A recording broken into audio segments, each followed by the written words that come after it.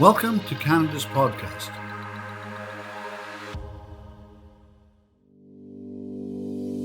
At Silicon Valley Bank, we help innovative technology and life science companies grow.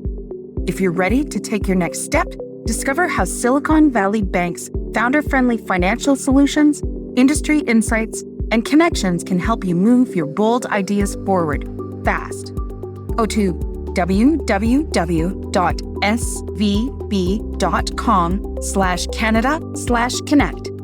Take your next step with Silicon Valley Bank.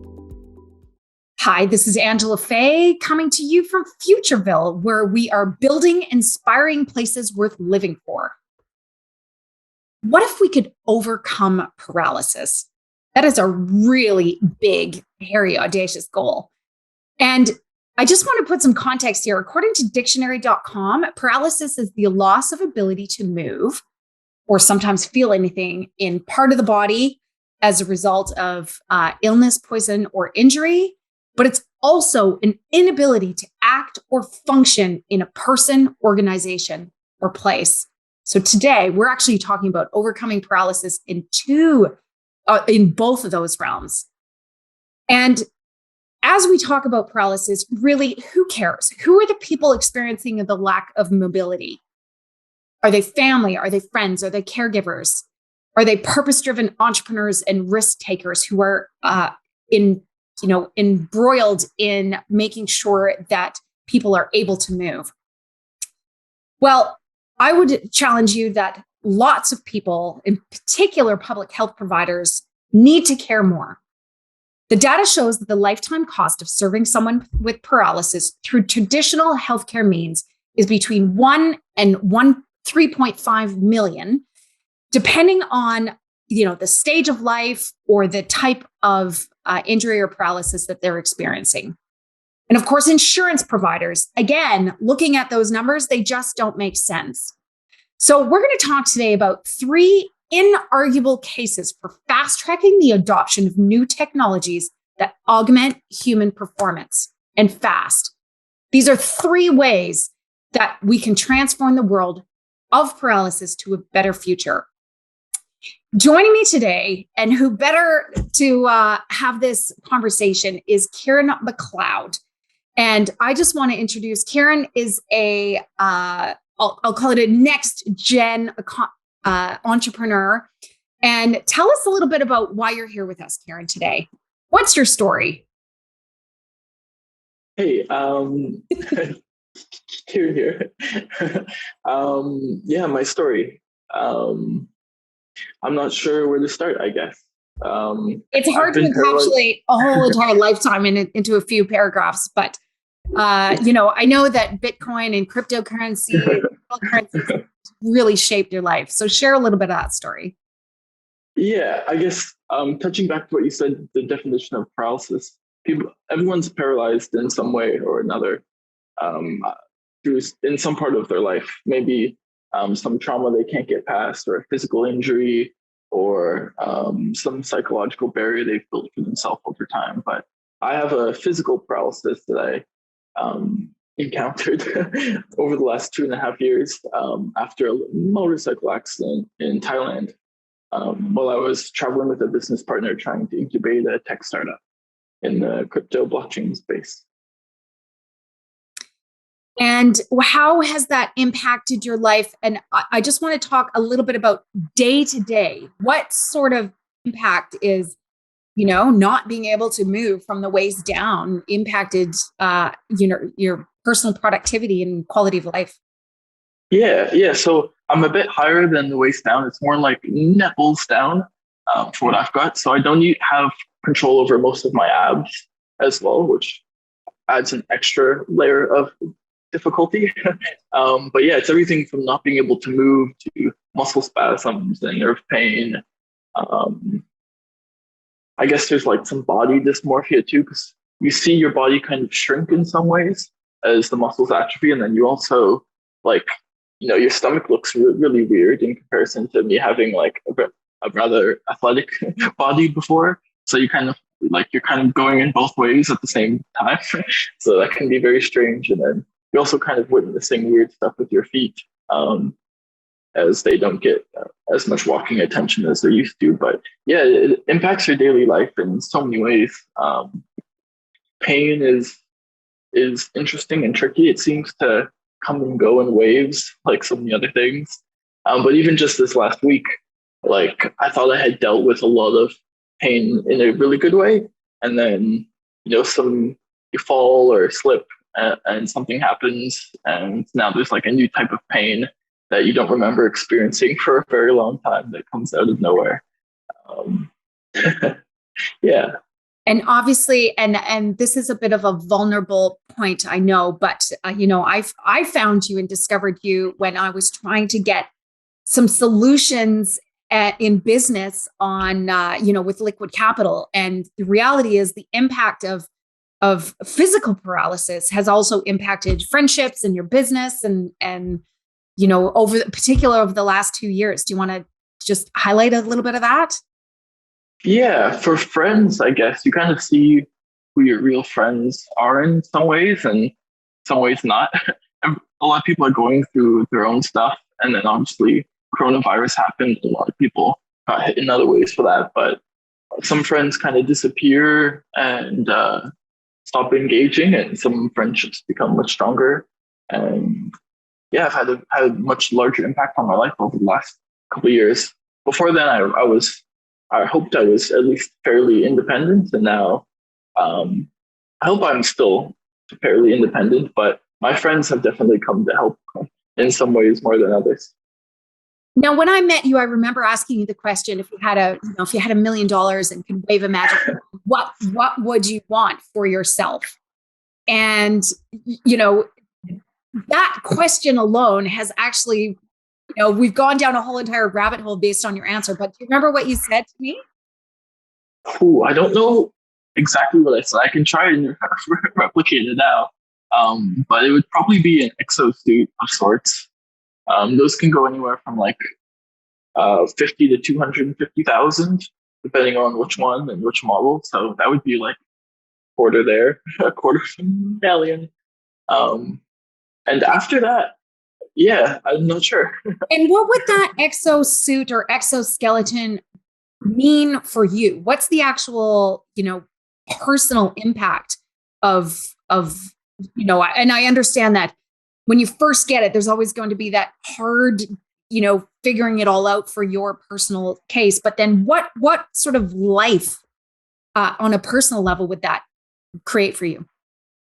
Yeah, so I mean, it is pretty tricky to get around now, depending on where you live with level of paralysis I have. It's definitely worse with higher level, but right now still going more than a couple blocks or even within the building can be tricky depending on like minor injuries that you get in your wrists or your elbows or your shoulders or skin injuries. So having an exosuit would basically make it so that you could walk at least probably a couple hours a day, most days, unassisted, eventually, after a couple weeks of assistance. And yeah, get even more independence. It would also just be really good for the body and the mind in so many ways, because your body and your muscles atrophy quite a bit when they're disconnected from your spinal cord. So everything from below my injury has definitely atrophied quite a bit, but also you get atrophy within your bones to where you get osteoporosis. And yeah, then also psychologically, I mean, I've only walked for a total of maybe 2 hours or 3 hours in the last 2.5 years. So if you compare that to most people's day, that's you probably get that in a single day. Yeah. So whereas then, like with an exosuit, yeah, you'd be able to get that the first day of having it almost, or the second day.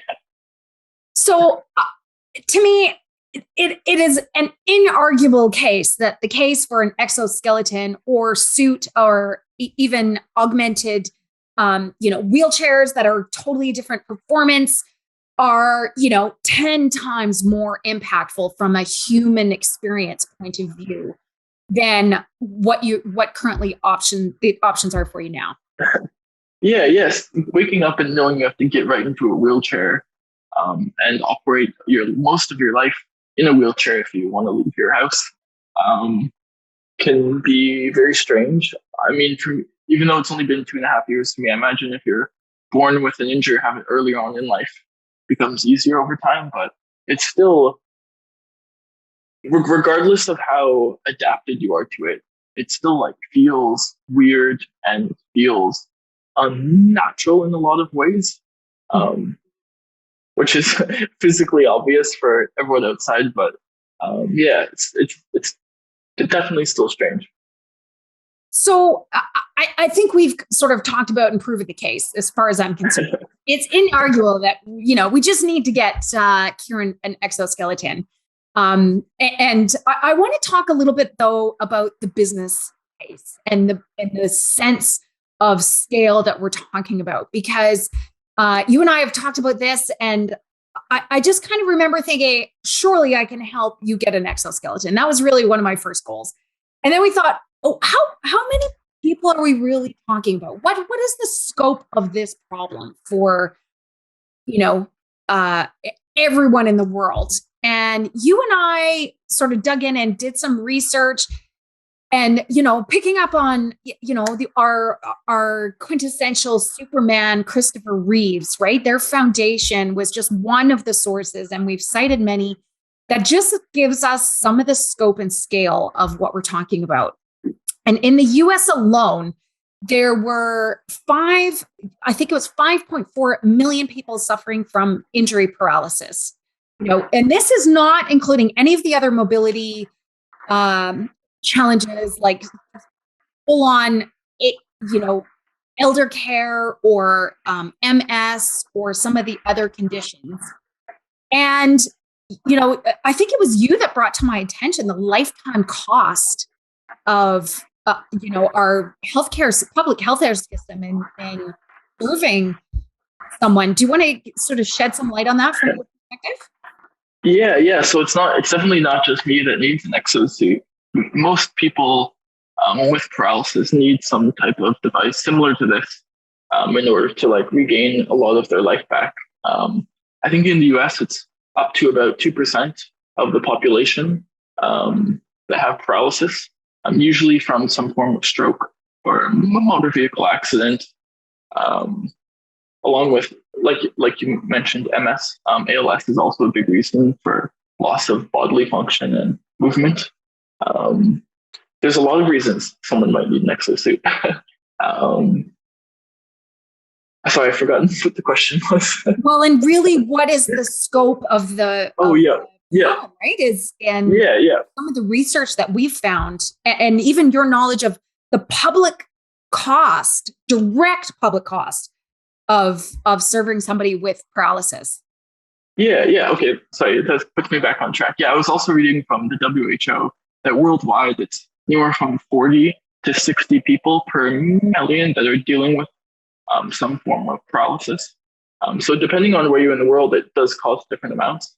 Right. But it's anywhere from about $1 million to $3 million in most developed countries for a cost on the healthcare system.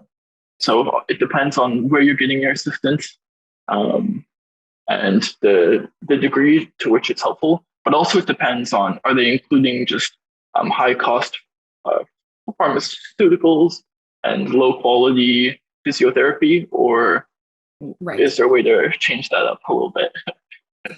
We haven't even attempted to put a dollar figure or a scope on the lost productivity, right? As far as you as a person or the millions of people suffering from the same condition, they would love to be contributing more in business or to their community or volunteering or to their families. And now there's, just that much more lost productivity.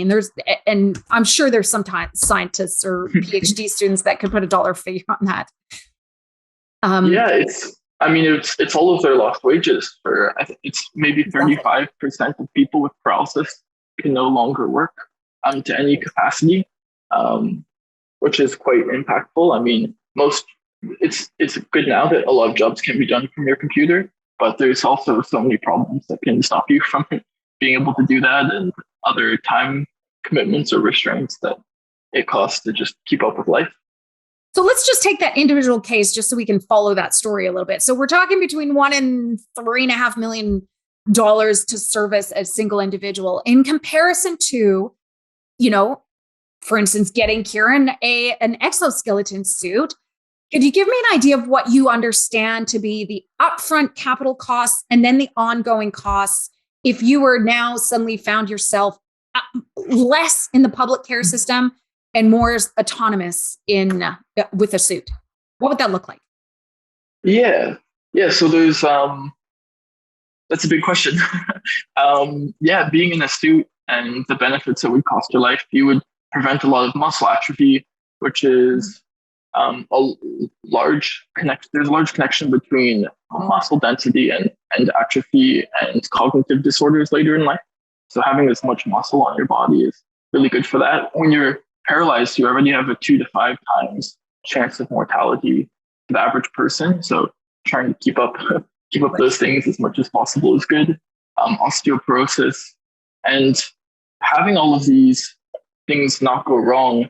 The way they save money on the healthcare system in the long term is not needing to get yearly MRIs and X-rays and tens of thousands of dollars worth of pain pills per year, along with maybe 5 to 10 hours of physiotherapy a week, per month or per year, depending on how good you've got it set up, I guess. The ability to just take back a lot of independence in your life. If you can walk alone at home, unassisted, in a healthy way, to where it may have cost you $500 or $600 to travel to somewhere to do so for an hour once a week is night and day. So, and I hadn't even factored in like the travel costs and things like that. But we're talking about the difference between an upfront capital cost of, I'm just spitballing, between $100,000 and $250,000, that's for the Rigidage.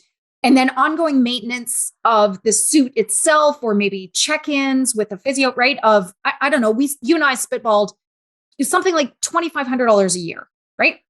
So something like that. Yes, it's definitely skewed towards initially getting the suit. Most of the costs are going to be up front, and then you would need anywhere from like maybe 10 to 50 sessions with a physiotherapist in order to learn how to use the suit. You're basically learning how to walk again, like a child does. So you have to start with a walker, and then you start with maybe you start with like 3 to 4 people helping you and you using a walker, to eventually one person and you using a walker. And then eventually you have like just 1 or 2 people helping you, and then you get down to just using it alone. But it's a very tricky thing to learn. So again, Kieran, I'm just going to say, to me, you've just sort of nailed the business sense, right? And from both an individual perspective and the whole entire public healthcare system, that it just makes more sense to, have a higher upfront capital cost than just, all of these wasted costs. And, we've already talked about the human sense. I want to talk a little bit about the sense for the whole community. And I want to get a sense from your perspective on, again, if you could go big and, your challenges, even with an exosuit, but certainly in this phase of now until you are independently walking with an exosuit or mobile with an exosuit. Essentially we are talking about augmenting your human performance in comparison to what it is now. But what would an ideal community look like for you? And I'm going to preface that by saying some of the frustrations that I see, and not even directly experiencing paralysis. And I've had a total mindset. You and I need to go like have a wheelchair race downtown Vancouver. And it just, in the built environment, I'd smoke you. Sucks, right? It really sucks as far as curbs and bathrooms that are, quote unquote accessible, and all of this major infrastructure has these codes about building for access, and yet really it's a marginal increase. I would assume it's probably better, but it's not great. So tell me about some of the challenges that you're experiencing in the built environment that you live in now. And if you could imagine the perfect case, what would it look like? Yes, that's a good question. And I did have one last idea for that cost, just that spread from your idea if it only costs you marginally more for infrastructure. It is almost the same for an exosuit. If you get injured in a developed country, you're already costing your medical system on the emergency side anywhere from $70,000 to $250,000 just for the ICU, for the surgery, the implants you have to get, the doctors, the anesthesiologists, and then like the weeks and months of in-hospital care and then post-rehab treatment. You already spent $250,000. So adding on a device that would be $50,000 to potentially another $250,000, depending on your level of injury, it's not that much more. You're only adding anywhere from 10 to 50% more or 200% more. But yeah, it depends on what the total cost ends up being and your level of injury. If your spinal injury is not complete and much less severe, then it takes much less time. If you can't use your arms, it goes even more. But how that would change in a society or in a group or a community, there's so many ways. When you think about the basic things that a human needs, a community is one of those. A lot of us are very separate and isolated. Wheelchair people are not, especially during COVID, from the people around us. We're, as humans, used to having anywhere from 50 to 100 close social family or friend members or community members that we engage with on a weekly or daily basis for collecting food or resources and maintaining like a homeostasis for all of the chemicals that run through our body.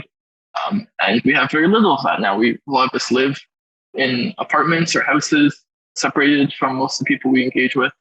And I mean, this doesn't even touch on the physical stuff, but the way you would build a physical community fully accessible for people that need it would drastically change all of their lives. I've only been in a slightly wheelchair accessible apartment now for the last month. And for the last year, I had lived somewhere where it was almost dangerous to leave the house due to like how steep the ramp was and how it just went right into a tree. And then even leaving the house was almost impossible because it was a ramp upwards that was way too steep for me to go up unless someone else pushed me. So yeah, there's, a flat apartment style or townhouse style community where people could like grow some of their own food, engage with a couple other people, work together on small projects or big projects. And yeah, general like STEM, engineering, science, engaging community would be pretty awesome. The team at Silicon Valley Bank in Canada can help you move your bold ideas forward fast, bringing global expertise to founders, investors, and innovators. Visit www.svb.com/Canada/Connect to find out more. I just want to talk a little bit about, I'm going to go back in time a little bit with you because it's related to this story. And your friends and you have shared that, you were a stockbroker, is that right? Or you were a trade broker? No, not officially. Okay. It was all just working for myself as an individual. Okay. So as a consultant or for others or just for yourself? I worked at financial companies in Australia that were financial brokerages, but we didn't deal with stocks or options or any of that stuff. Okay. But you independently made money prior to your motorcycle accident. Yeah. I learned how to trade stocks through school and entrepreneur clubs.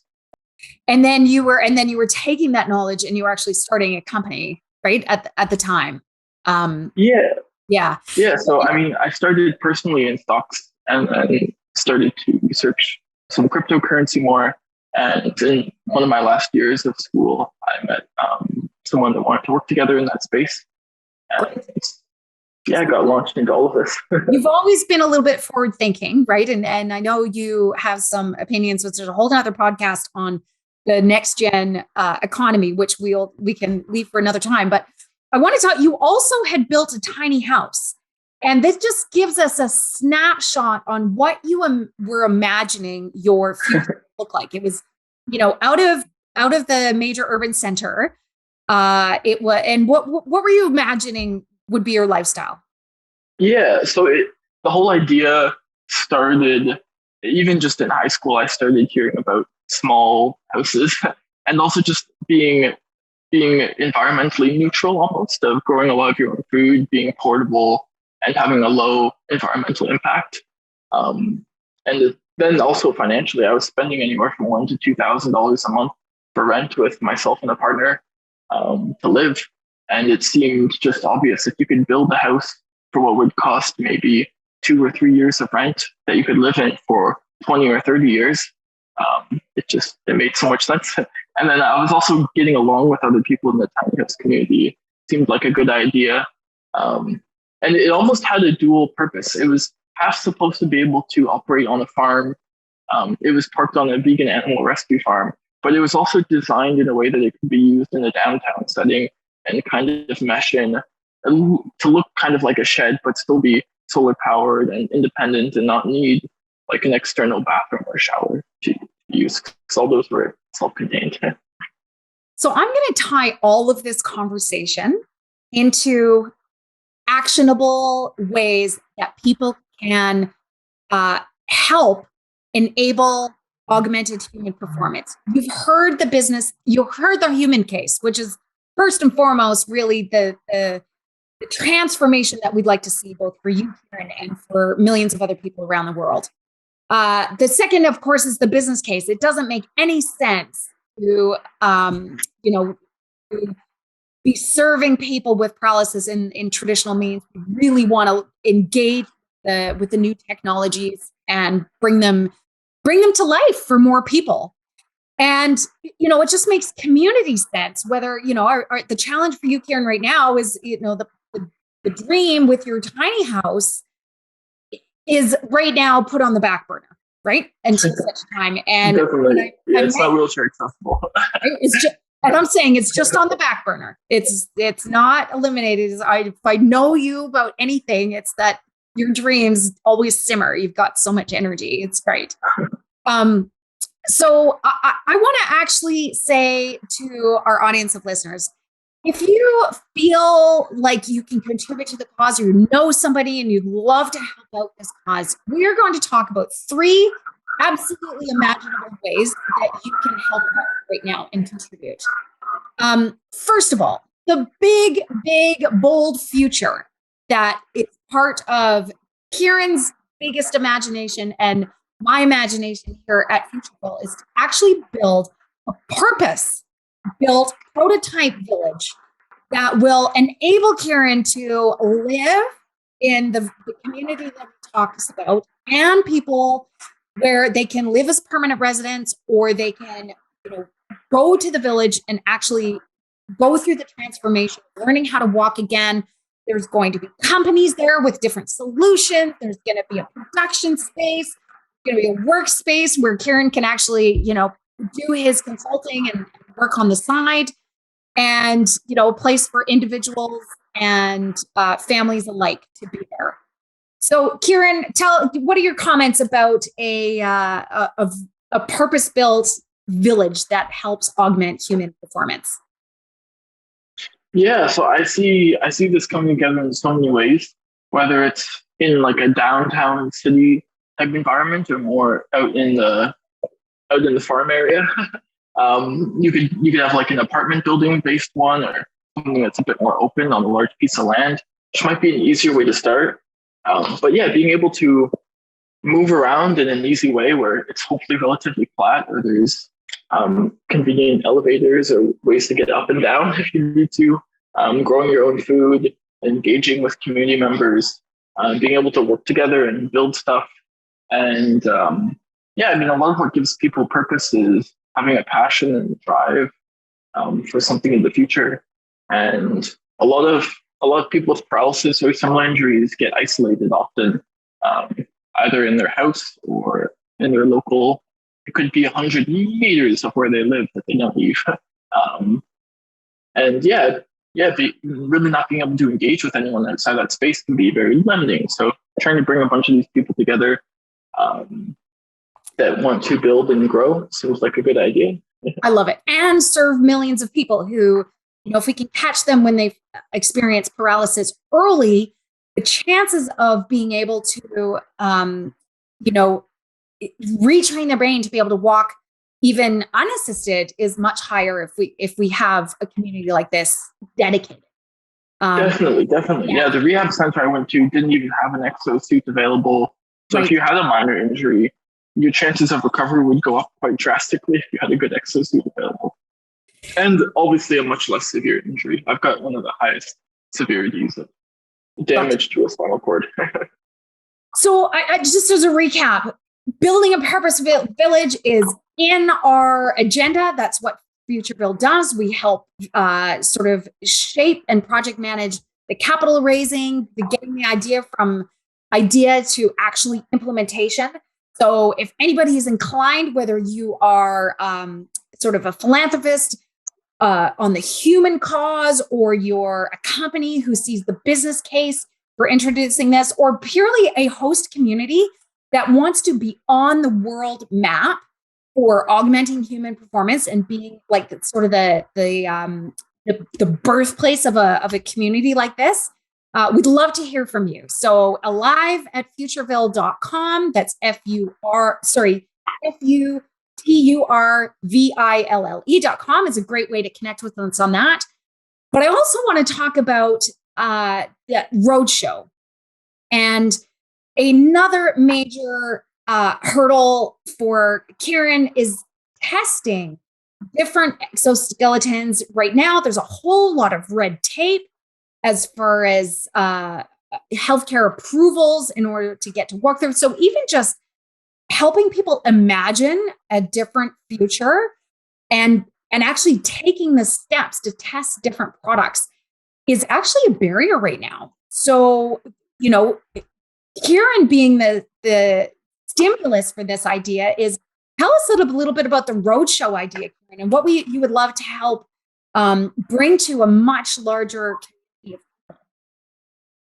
Yeah, so I imagine most people with paralysis have, first of all, never tried an exosuit. And most of them may not even know about them, that they exist, or how it would change their life. So the idea was to bring a variety of potential exosuits out to where people are. It's great when they're all clustered in a big city, but sometimes they're in smaller cities too. And basically allowing them to try one of these exosuits and petition for themselves to even get their insurance to come in and help with it, or find methods to the community to find one for themselves. Seems like a good community effort overall. We can bring down the cost from millions of dollars per person to even under $1 million. That seems like it would have a big impact. And so just the call to action here is, let's take these technologies on the road. We want to hear from manufacturers, potential distributors, which might be healthcare providers, or even just champions like Kieran, who would be interested in bringing these skeletons to their community, getting past the red tape and making it happen in their community. We want to hear from you, and we want you to submit your ideas. We've got an open source platform, and we are inviting people to contribute their ideas and being part of the Roadshow. And we will provide those links at the end of the show. But this started as just you and I, Kieran, and I just said, you know what? This is an amazing person who has so much to contribute in the world. And I just feel like I can help get you an exoskeleton suit. And if through this public relations campaign, we can help you do that. Really, what pathways do you see and have you created for yourself to get one step closer to getting your own personal exoskeleton? Yeah. So I've tried to continue with the company that I was running at the time of the injury in order to self-fund one, and that remained difficult to do. Trying to engage with friends and family in order to raise enough money to get some, and then also just continuing to work in other ways that I've used in the past, so advising or consulting. And it remains difficult. The monthly costs of paralysis seem to always eat up whatever money I can potentially save. And equipment for catheters. Right. You've got to buy mobility accessories like wheelchairs and keep them repaired. And then if you want to take anything for pain like CBD, that costs a lot. So yeah, getting an exosuit is pretty pricey, and then being able to maintain it and care for it properly and ensure it, it's like a whole other thing. But you do have at least one big fundraising initiative on the go, right? Which is, again, something that by necessity you've had to let go of or can't purposely function in your tiny house right now. So is it for sale? Yeah, I'm definitely trying to sell it. I posted it online. I maybe need to update those postings. But if anyone is interested in it, it's on YouTube if you search my name and Tiny House. Or if you want to email me and connect and learn about the specifics of it, it's located near Toronto right now in Ontario. So anyone in like North America, I guess, could really get to it if they wanted to. It could be brought over to like BC or kept there. But it's basically a self-contained house, and it's about 95% complete. It needs a little bit of completion, but it's 99 square feet. It's got a wet room and a kitchen and an elevator bed. And it took a long time to design and build. And it's very well made. So if anyone's interested in it, feel free to reach out.